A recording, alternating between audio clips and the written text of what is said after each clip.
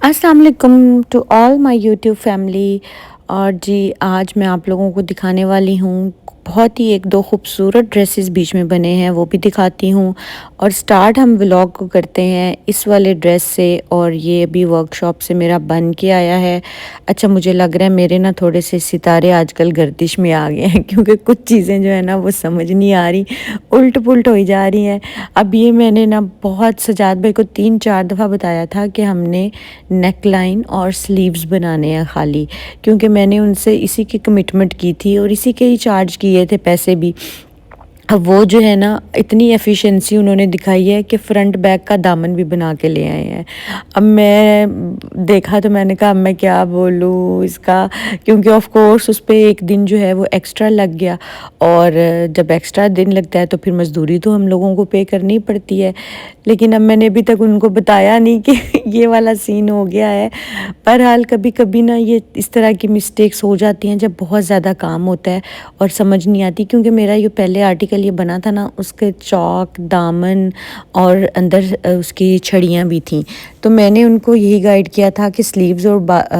Neckline बनानी है, लेकिन उन्हें शायद ये लगा कि दामन भी बना देना है। तो खैर अब देखते हैं इस मसले को कैसे सॉर्ट आउट करना है।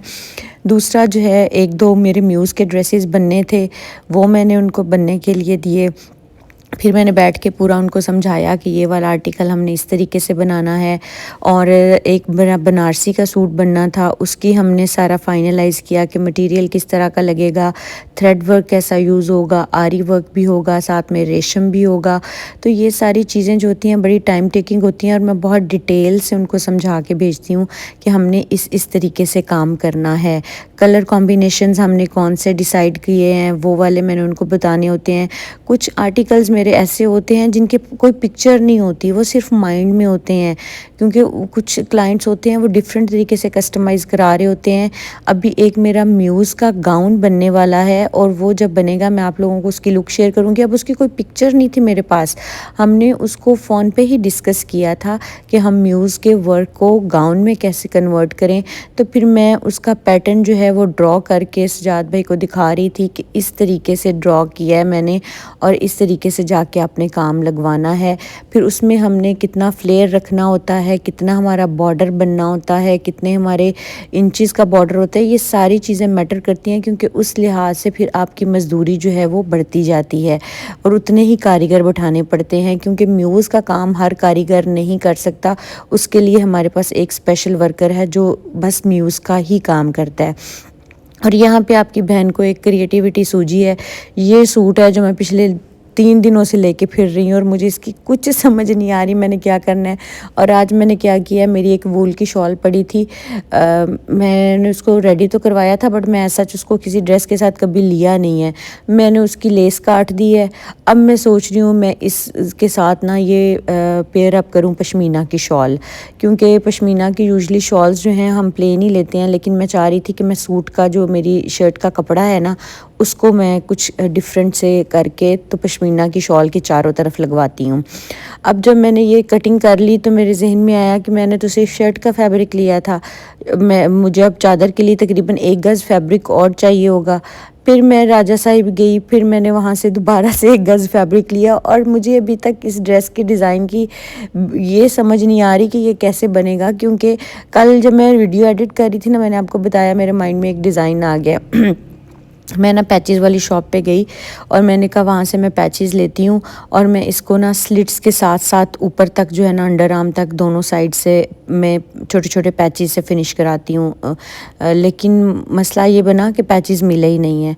और मैं फिर जो है आउट हो गई हूँ कि अब क्या करूँगी। खैर ये एक ड्रेस है जो मैं एम्ब्रॉयडरी करवाने लगी थी, और इसके अंदर मैं चूज़ कर रही हूँ कि मैंने जो है कौन सा मिरर यूज़ करना है। 2 तरह के मिरर आते हैं, एक पत्ती स्टाइल का मिरर आता है और एक स्क्वायर स्टाइल का मिरर आता है। लेकिन मैंने इस दफ़ा सोचा है कि मैं थोड़ी वर्सटैलिटी करती हूँ, मैं स्क्वायर मिरर यूज़ करती हूँ, और स्क्वायर मिरर यूज़ करने के बाद हमारी क्या लुक आएगी इंशाल्लाह मैं आप लोगों को ये जल्दी दिखाऊँगी ड्रेस।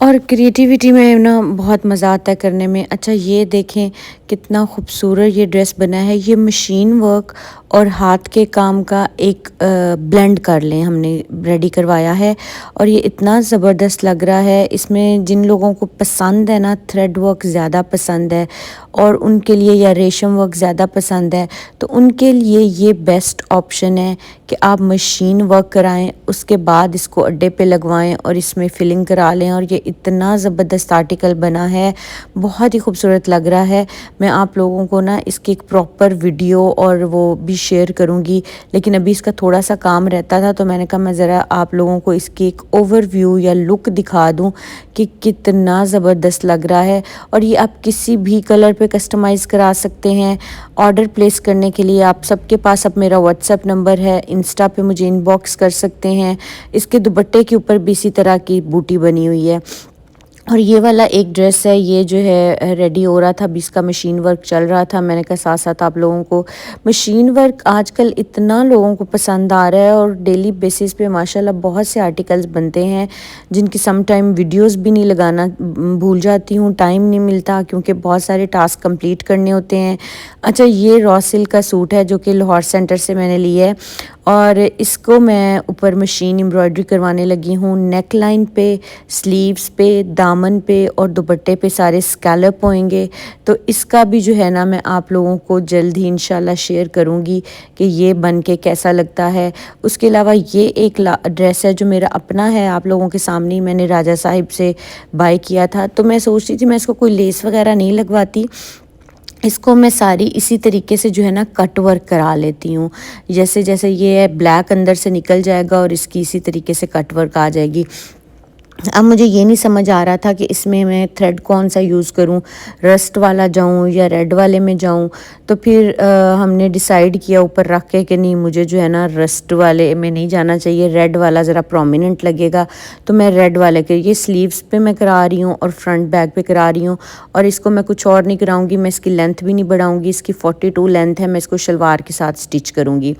اچھا، یہ میرا ایک ڈریس تھا اور جو اس کا مجھے ابھی ایک آرڈر آیا ہے، تو میں سیم مرینا میچ کرنے کے لیے گئی تھی لیکن مجھے سیم مرینا ملی نہیں ہے، مجھے لگتا ہے مجھے لاہور سینٹر وزٹ کرنا پڑے گا۔ یہ بھی میں راجہ صاحب گئی ہوئی تھی تو میں نے کہا میں ذرا مرینا اس کے ساتھ میچ کرتی ہوں، بٹ مجھے نہیں ملا۔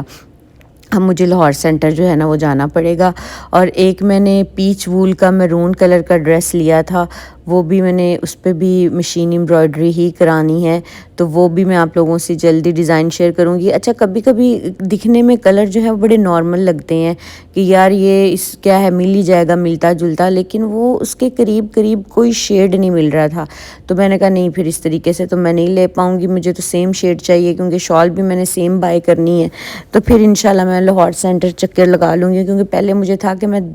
سوٹ لے کے کٹ ورک ہونے کے لیے دے دیتی ہوں اور پھر اس کے بعد میں لاہور سینٹر سے جا کے شال بائی کر لوں گی لیکن خیر اب مجھے جانا پڑے گا، لاہور سینٹر سے ہی بائی کرنا پڑے گا۔ اور پھر میں نے کہا اب میں اس کا 1 یارڈ فیبرک بھی ایکسٹرا لے لوں، کیونکہ میں نے سوچا ہے کہ میں پشمینہ کی جو شال ہے اس کے اوپر یہ جو ہے ڈیفرنٹ ڈیزائن سے تھوڑی اپلک کرواؤں گی کپڑا، تو پھر مجھے اس کے لیے ایک ایکسٹرا پیس بائی کرنا پڑا۔ اب وہ والا ڈیزائن بن کے کیسا لگتا ہے آپ نے مجھے سبسکرائب کر لینا ہے چینل کو، تاکہ آپ لوگ بھی دیکھیں کہ پشمینہ کی شال کے ساتھ ہم کریٹیوٹی کرتے ہیں تو کس طرح کی لگتی ہے۔ اس کے علاوہ راجہ صاحب پہ نا راڈ مرینا بھی آیا ہوا ہے، کافی پرنٹس آئے ہوئے ہیں، آپ جا کے دیکھ سکتے ہو، بائی کر سکتے ہو، اور آن لائن بھی لینے ہیں تو آپ لوگ مجھے کہہ سکتے ہیں کیونکہ ان کی آن لائن سروس نہیں ہے، ادروائز آپ کو پتہ ہے میں ہر شاپ کا نمبر جو ہے وہ شیئر کر دیتی ہوتی ہوں۔ اچھا، راڈ مرینا کی پرائس آئی گیس ان کے پاس 3000 ہے اس کے علاوہ جناب میں نے یہاں سے کچھ ٹراؤزرز میچ کرنے تھے، وہ والے کیے، اور کچھ میں نے ڈریسز کے ساتھ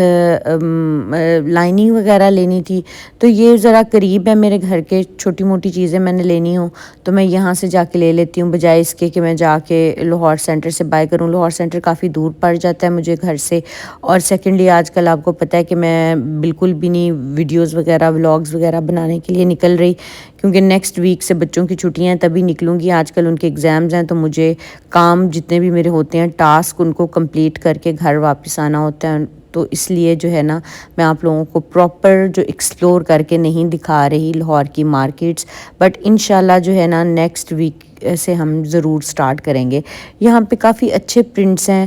دھنک میں بھی بڑے مزے کے پرنٹس پڑے ہوئے ہیں اور راڈ مرینا میں بھی پڑے ہوئے ہیں، لیکن دھنک کے پرنٹس مجھے زیادہ اچھے لگے تھے راڈ مرینا سے۔ راڈ مرینا کے تھوڑے کافی بولڈ تھے۔ تو چلے جی انشاءاللہ ملتے ہیں نیکسٹ ولاگ میں، تب تک کے لیے دعاؤں میں یاد رکھتے ہیں ایک دوسرے کو، اور ہوپ فلی کہ اب مجھے اس ڈریس کے لیے کچھ اپروپریٹ چیز مل جائے تاکہ میں اس کو سٹچ کراؤں اور پہن لوں، وہ ڈریس میرے گلے پڑ گیا ہے۔ تو چلے جی ملتے ہیں نیکسٹ ویڈیو میں، اللہ حافظ۔